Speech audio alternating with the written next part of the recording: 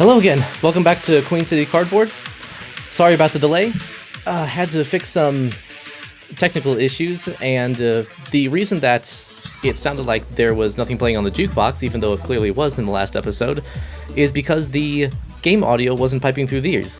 I thought that the game just didn't have a soundtrack up to that point. So, but got it all fixed. Got over my stupidity, and we're ready to move on. Got some Daybreaker Coffee Stout, and ready to give this another go. What do you say?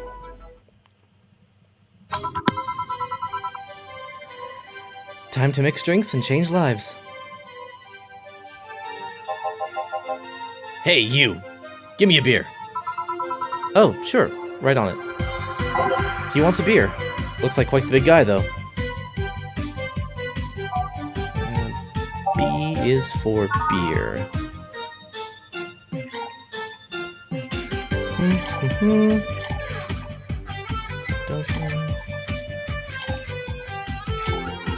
It really would be nice if there was a double-click option where you could easily mix this stuff. That would make it so much quicker. He looks like a big guy, though. He wants double, I bet. So, double the ingredients, as I recall. And that, and that, and that, and that. All mixed. No ice, no... There it is. All right. Here you go. Yeah, this one's good. Pretty good, in fact. Nice job. Thanks, I guess. You're lucky I was in a meeting close by. This hellhole could certainly use a presence like mine. Although, to be fair, work has taken me to worse hellholes, like New Jersey 3. What happened to New Jersey 2, I wonder? Huh. What kind of work do you do, Mr... You're talking to Donovan D. Dawson, chief editor and owner of the Augmented Eye. Nothing gets published there without my blessings. The day started with quite the interesting fellow, it seems. So you're the one to blame for the barrage of daily articles on Alice Rabbit, then? Alice? Hey, people love those articles. They love reading about that urban legend. Can you blame them? The idea of some wildcard hacker working for their own goals and nobody else's? That's the kind of corny shit that brings the clicks. From all kinds of people. And clicks bring money, and money brings nice stuff. See where his priorities lie? Stuff like cars and houses, and plastic surgery for the missus and her kids. Not even gonna ask how old your kids are? Well, I'm not complaining about the fact you write about the hacker, just that you write about them every single day. Some of it isn't even news, just speculations or copycats. I can't read your newspaper's daily feed without running into at least one article about Alice Rabbit. Well, first of all, I don't write about it, my interns do. The poor bastards think it'll help make them full-time employees. I'm just capitalizing on this topic while it's popular. And second, you're tired of one article about a supposed hacker, but not all the daily stories about murders and other horrors? Well, I always filter out that section. I don't want to start my day scared and bitter. I have enough pressure and problems as is. I don't need to add Glitch City's lovely citizens to that list. You're smarter than you look, kid. But if more people were like you, I'd go bankrupt from lack of traffic. Still, maybe my job would be easier. How so? People get People get bored of a certain kind of news after seeing it repeatedly. When I started in this job, it only took the news of some elderly woman being killed to guarantee clicks. Now you need an elderly woman carrying a sick baby boy getting hit by a truck.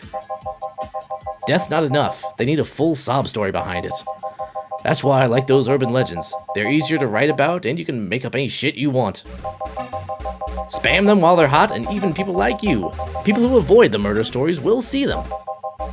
That brings money, and like I said, money's good. Huh, I guess he has a point. What about the opinion columns? Aren't those a good source of traffic too? Oh, I hate those brats. They just write about how they're better than everybody else. They might also write about how everyone that likes a certain something should be sodomized. The worst part about that is that they know half our clicks come from them, so they get all diva-like on my ass. I think you're being too harsh. What about... No, wait, I was thinking of another newspaper. Yeah, the columnists on your page are annoying. See? The kids on the restaurant critique column, shit, forgot that brat's name. Restaurant? I believe that's... That kid. Couldn't care less about his name. Anyway, his column is the least visited of the bunch. He gets less hits than the obituaries. However, he still insists that I keep paying for his adventures to outrageous restaurants. I wouldn't have any problem with that if he actually wrote about half the places he visits. How so? He rarely writes about the places the newspaper sends him to. I've even heard he tries to get free meals by proclaiming that he's a food critic. Poor bastard only gets laughed at when he says that. I do remember some guy coming in here asking for free drinks and saying he was a critic or whatever. Did he look like a fat child with a really small face? No. Wasn't this one then? Anyway, all this talk made me thirsty. Try to give me a beer this time, please. I gave you a beer last time. Coming right up. So laying on the Cyberpunk themes heavy and early, I guess. Which, I mean, it's a Cyberpunk game. I haven't played a lot of Cyberpunk games lately. Still looking forward to 2077, even though it's been pushed back some more. Understandable considering all this going on. Hope you're all staying healthy and taken care of, by the way, while we're on lockdown. I played some Nintendo Switch Ring Fit Adventure the other day. Really good game, that. Good way to keep active while you're shut in. They recently added a kind of Beat Saber-esque mode where you kind of move around to turn the ring left and right, squeeze and stretch it, and to a certain rhythm. A lot of fun, and it's got adds some more repeat value to the game beyond just the regular campaign mode. All right, give this guy what he wants. Here. It's the big things that make life worthwhile. Wait, let me do a second take on that.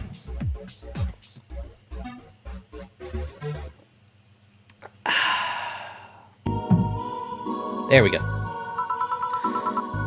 What about big troubles? Did I stutter, kid? Right. So tell me, do you see many celebrities in this hellhole? Please stop referring to this place as a hellhole. If a place smells like soap and dog piss, I'm within my constitutional rights to call it a hellhole. I'm doing my best here, thank you very much. Who is that? Nobody important. Hey, I heard that. Don't be offended by what I say, kid. I'm insulting the building, not you. You can think of it as a small hole in hell rather than a hellish hole, if you like. Charming.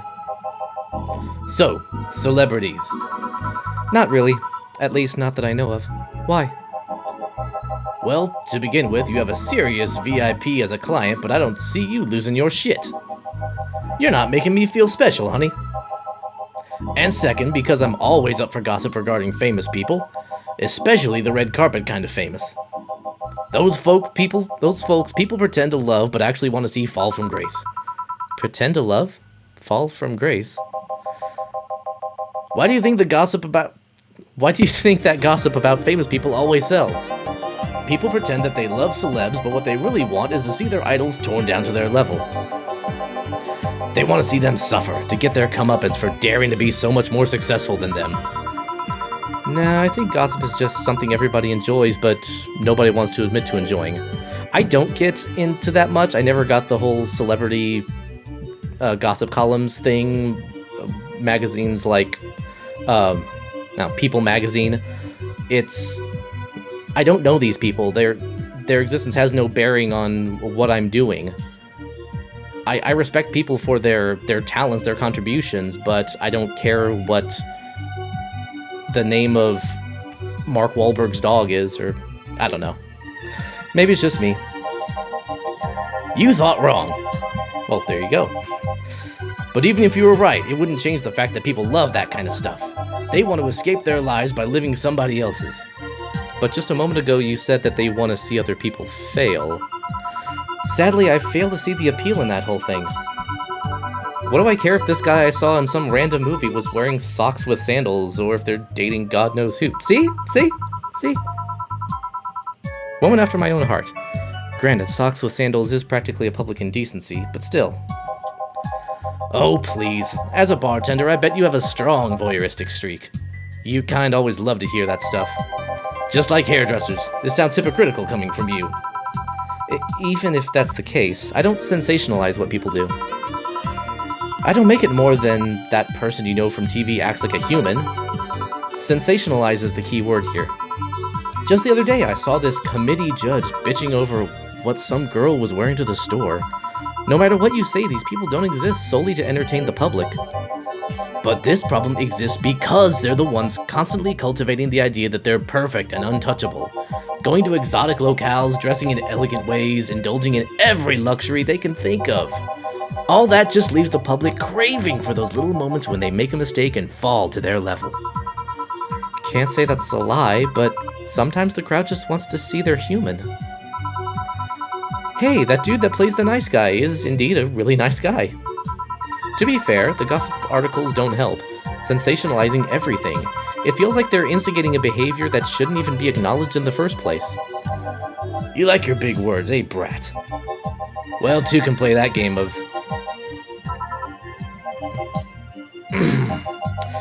Hey, you're a bartender, right? No, I'm a lab rat hell-bent on world conquest. Sarcasm wastes my time, my money, and your energy. Refrain from using it. Anyway, I just realized that a bartender like you must have heard quite a few stories in her career. Talk about changing topics. I think I struck a nerve. Maybe. Why? Wouldn't you like a column talking about those? I bet they would sell quite well. It would be like that priest who published confessionary stories, and then got excommunicated and lynched. People usually tell me all this stuff because they know I'm just a simple bartender. A personal stranger of sorts. We could have you ghostwriting. Half of our staff do that. They do? You don't really think Alana Smithy is just one person, do you? Figures. Anyway, eventually the people from the stories, they would know it's them and blame me. Not only would that hurt us as a business, it would hurt me. I really like hearing clients rant about their lives. Oh, and it would hurt the clients too, I guess. Ever the professional. Well, if you ever retire, that offer is waiting for you. Yeah, like you'll remember me 2 weeks from now. Sure. Do you want another drink, Mr. Donovan? Mr. Donovan? Mr. Donovan? Did I say something wrong? Not at all. I just really like the sound of that. Mr. Donovan. Mr. Donovan. Is it really that special? At work, everyone calls me Mr. Dawson, or Boss. Boss is just a title. It's too impersonal and cold. It is. Mr. Dawson was my father and grandfather. It's too general. But Mr. Donovan, now that's more like it. They're referring to me, to the man in front of them. Not to my family, not to my position as a boss, to me. Do you want your employees to get personal with you, Mr. Donovan? Oh gods, no, but I want them to fear me. Not because I'm their boss or the name appearing in their paychecks, but rather because I strike mortal dread into them. Starting tomorrow, I'm gonna make everyone call me that. Oh yeah, you were asking something. What was it? Drink. Another one? Do you? Yes. You know what? Third time's the charm. Give me a beer. All right. Third time's the charm for what? Anyway, so are we setting up a plot thread? Am I going to try to get future customers just the right amount of schnockers so that I can get information from them, or...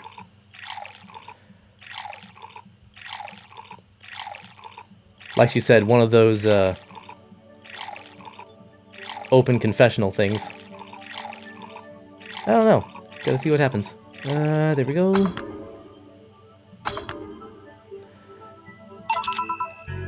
One beer. How much am I charging for these? $450? Wow. Here's hoping I don't pass out. Cheers. Enjoy. Say, kid, does this bar have any investors? He didn't call it a hellhole. There was some bloke named Sven that wanted to give us money if we stamped his face all over the place. But aside from that, no. These bars are pretty much like any fast food chain, so there's no local investors. Why? Just wanted to let you know how lucky you bastards are. Investors suck harder than my first wife's mouth. I would say language, but it's a bar in a cyberpunk world. Oh my god. Those bastards think they're so important because they put their money in the company. Well, that's... I mean, you give me money so you can make more. Let me do my thing and I'll give you your money. But no, they have to stick their noses and start changing the silliest of stuff. What good is it to be the boss if you still have to work for someone else? You still have to answer to unions, the government, and those kinds of organizations, don't you? Yeah, but that's paperwork. I make somebody else do it and call it a day.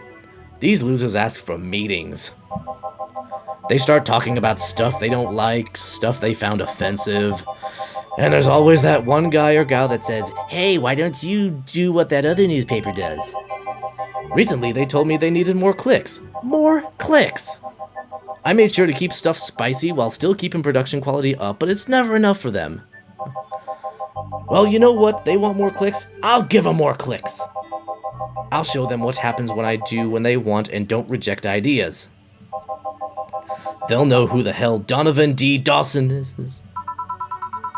Should I be worried? Nah. At least he paid before storming off. I wonder what happened with Sven, though. We never heard from him again. I think we're gonna hear from him again.